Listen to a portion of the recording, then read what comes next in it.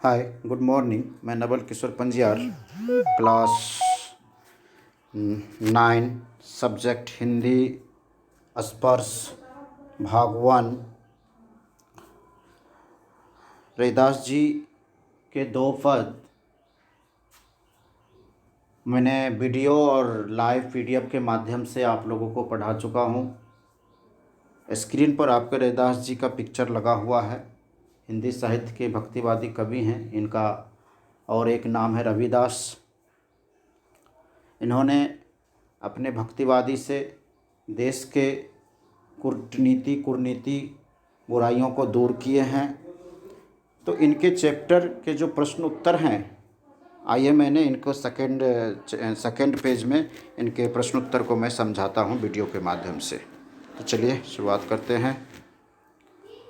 पहला,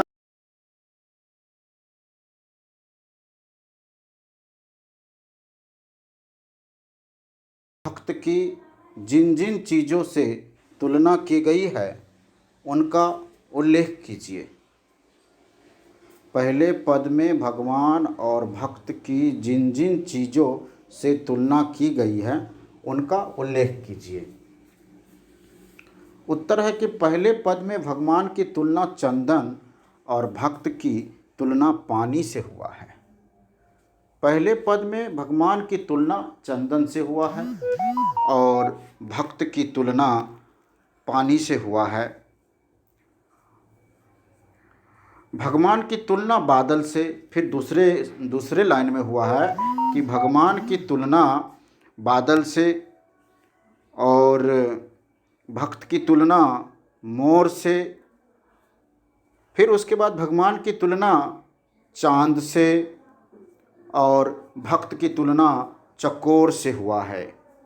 जैसे जैसे मैंने आपको किताब में पढ़ाया था पद के अर्थ कि भक्त का तुलना एक प्रकृति के द्वारा बनाए हुए चीज़ों से हुए हैं, उसी पर आधारित प्रश्न है कि पहले पद में भगवान और भक्त की किन किन चीज़ों से तुलना की गई है उनका उल्लेख किया जाए। तो पहला पद में भगवान को चंदन, भक्त को पानी कहा गया। फिर दूसरा पद में है कि भगवान को बादल कहा गया और भक्त को मोर कहा गया। तीसरे पद में है कि भगवान को चांद कहा गया, उसके भक्त को चकोर कहा गया। भगवान की तुलना मोती से और भक्त की तुलना धागा से होता है। भगवान की तुलना दीपक से और भक्त की तुलना बाती से, और भगवान की तुलना सोने से और भक्त की तुलना सुहागे से की गई है। तो बच्चों, पहला का जो ये प्रश्न है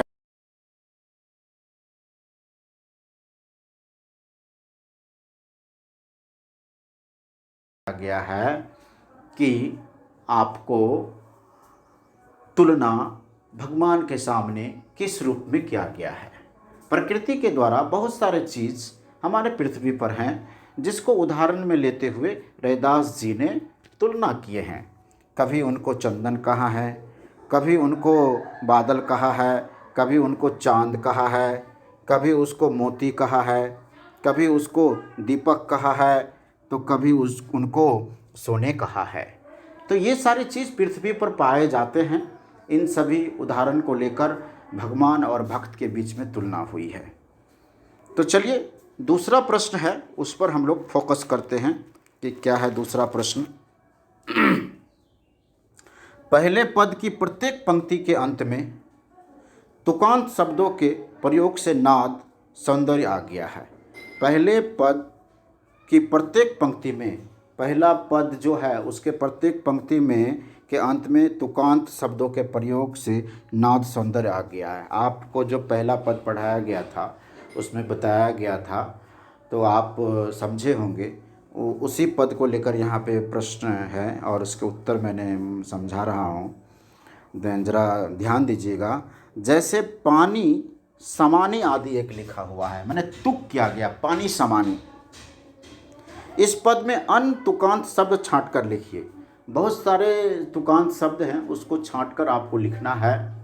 पहले पद में आपने देखा था पानी और समानी लिखा हुआ है, तो ये तुकांत शब्द है। इस तुकांत शब्द को आप छांट कर लिख सकते हैं।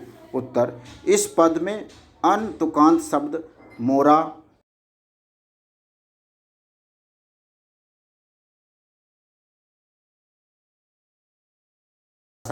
ये सारे शब्द तुक के शब्द हैं। इस तुकान शब्द को आपको छांट कर लिखना है।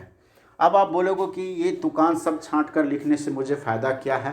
फ़ायदा है कि आपको याद रहेगा कि ये जो तुकान शब्द है ये मेरा रैदास के द्वारा लिखे हुए उनके पहले पद का ये है। क्या है? पहले पद का है। पानी, समानी, उसके बाद क्या है? मोरा, चकोरा, बाती, राती, धागा, सुहागा, दासा, रैदासा। ये सारे तुकांत शब्द हैं जो दूसरे प्रश्न में बोले गए हैं, उसको हम लोग लेकर चलते हैं। अब आते हैं कि तीसरा प्रश्न क्या कहता है। तीसरा प्रश्न है कि पहले पद में कुछ शब्द अर्थ की दृष्टि से परस्पर संबंध हैं, ऐसे शब्दों को छांटकर लिखिए। उदाहरण दीपक, बाती। कुछ ऐसे शब्द हैं जिसकी दृष्टि परस्पर संबंध है, माने कि कुछ ऐसे शब्द हैं जिसका आलोचना उसकी जो चर्चा है वो हम लोग के सामने में होते रहता है। जैसे कि दीपक है, दीपक माने बाती होता है, ये हम लोग पढ़ते आ रहे हैं और जानते भी, और ज़्यादातर लोग इसे जानते हैं। पहले पद में कुछ शब्द अर्थ की दृष्टि से परस्पर संबंध है, ऐसे शब्दों को छांट कर लिखिए। उदाहरण दीपक, बाती। पहले पद में कुछ शब्द अर्थ की दृष्टि से परस्पर संबंध है, जैसे चंदन, पानी, घन, बनमोरा, चंद, चकोरा, सोनही, सुहागा। ये सारे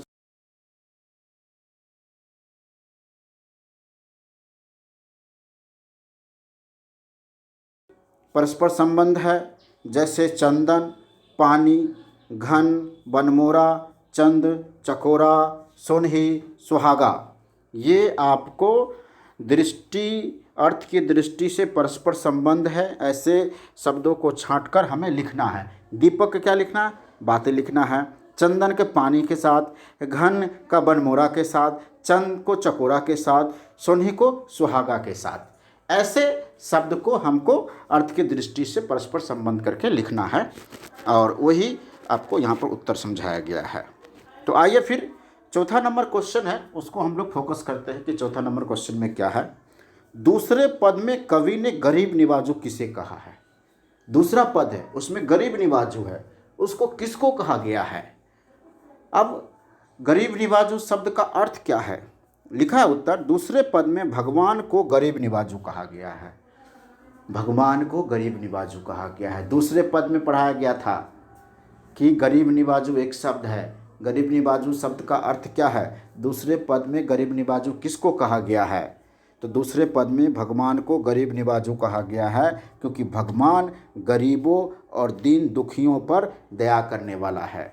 भगवान दीन दुखियों, गरीबों को दया करने वाले हैं, इसलिए भगवान को गरीब निवाजू कहा गया है।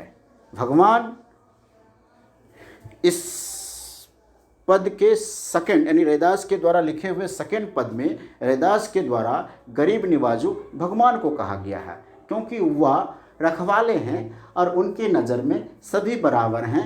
कोई अमीर गरीब, कोई गोरा काला नहीं है, सभी उनके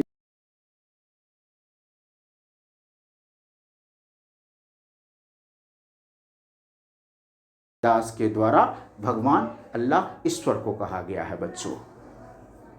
तो यहाँ पर चौथा नंबर प्रश्न तक मैंने आज वीडियो के माध्यम से बताया हूँ, और नेक्स्ट जो है सो हम नेक्स्ट के वीडियो में पाँचवा नंबर क्वेश्चन से फिर बताएंगे, समझाएंगे। अभी रैदास के द्वारा लिखे गए पद को मैंने भावार्थ वीडियो और लाइव के माध्यम से समझाया हूँ। रैदास के द्वारा प्रश्न उत्तर को मैं आज वीडियो के माध्यम से बताया हूँ।